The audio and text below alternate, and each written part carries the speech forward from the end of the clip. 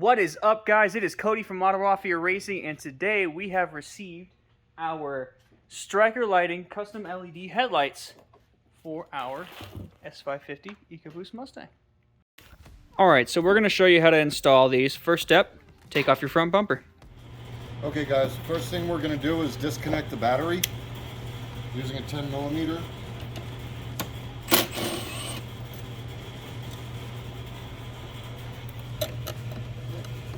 I usually pull the whole terminal off, but we have some other stuff connected to it, so I'm just going to pull the cable off.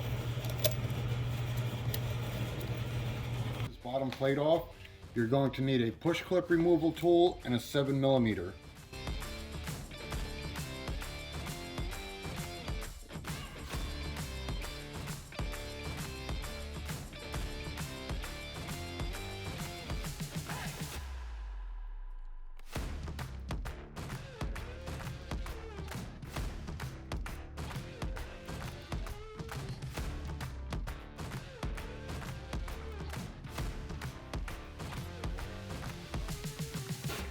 Okay, once all those are out, you're just going to slide the diffuser straight back.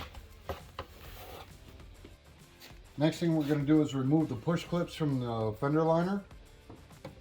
Same thing, just use your push clip tool. And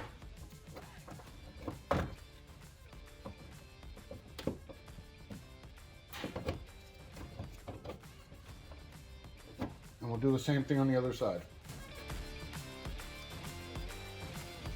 Okay guys, as you can see, we have these quick disconnects.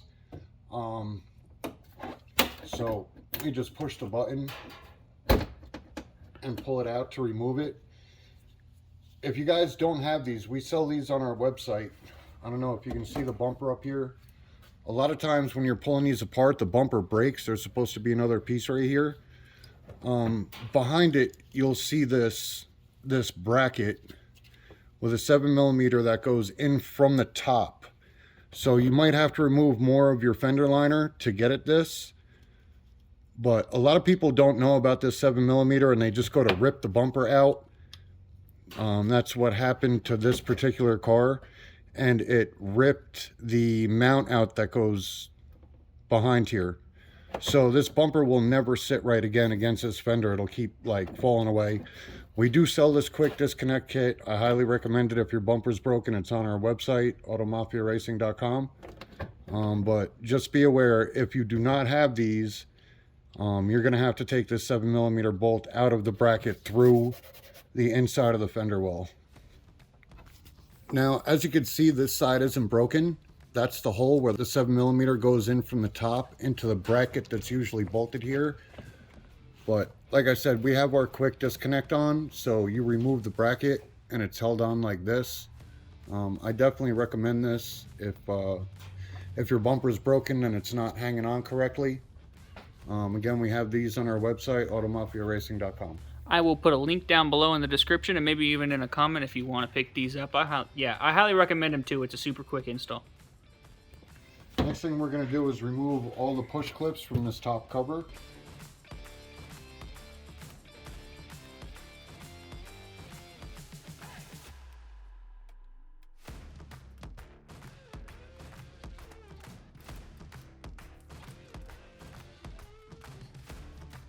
Once the cover is removed, we can get to our 8mm bolts that hold the top of the bumper in. First thing we're going to do is remove these 5.5mm screws from the edges of the bumper. You just got to pull your weather strip back to expose them.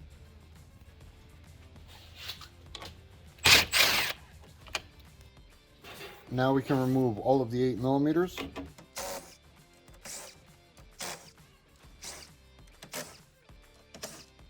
And with that, the bumper can come off.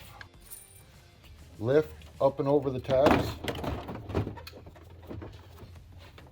and it'll give you access to your lights. You can either unplug these now, or you can unplug them when you take the bottom panel off.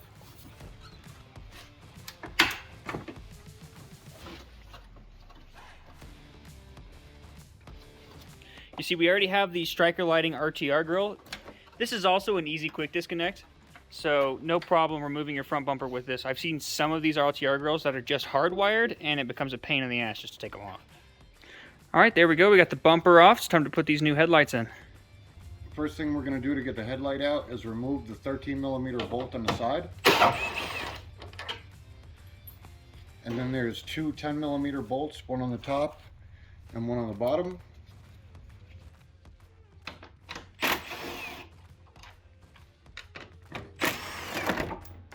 Comes right out. Just gotta push on the clip and pull it out. Okay guys, this striker light system comes with a controller box. The RTR grill that we have installed, I already have it tapped on the other side to the running lights. So I'm going to be putting this control box on the driver's side. If you have your factory air box, you can mount this wherever you want. It's supposed to go on the passenger side, like you can see right here. It's got an add a fuse on it. I don't really like using these, so what I'm going to do is I'm going to clip the add a fuse off, and I'm going to tap it to the parking light on this side. There's a black wire, which is your ground, and there's a purple wire with a white stripe, which is going to be the power for the running lights. So that's what I'm going to tap right now.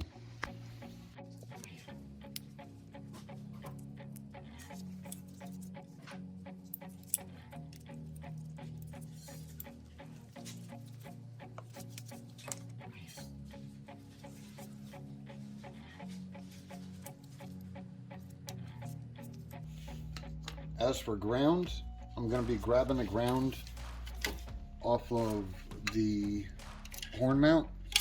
If you're putting this on the other side, you can see there's several grounds on the frame rail on the passenger side. You can ground it there, but for this application, I'm going to be doing everything on this side. So the ground that I'm choosing is this one right here.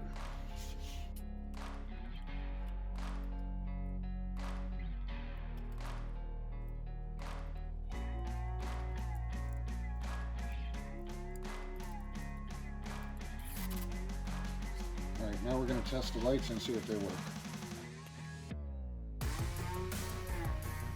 There we go.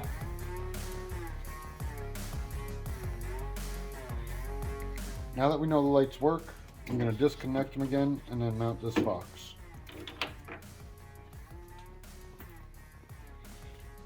We're going to mount the box right here where the factory ductwork is for the factory air box. We no longer have that, so we have the open room right here.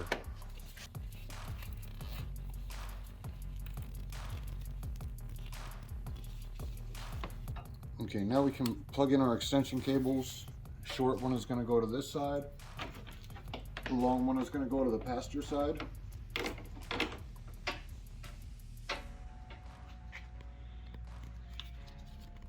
Just find a safe way to run these cables where they're not going to get pinched in between the bumper or anything else, and then we can mount our lights. Alright, if you're wondering how to control these lights, like everything in Striker lighting, you use the LED Hue app. Right here, it's on Android and iOS. You'll be able to control everything through Bluetooth through your phone and set every light to the way you want it.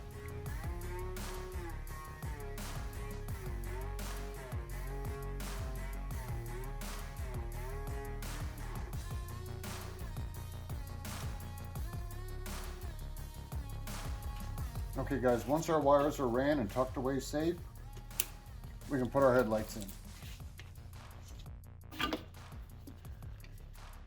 We're going to plug in our lights.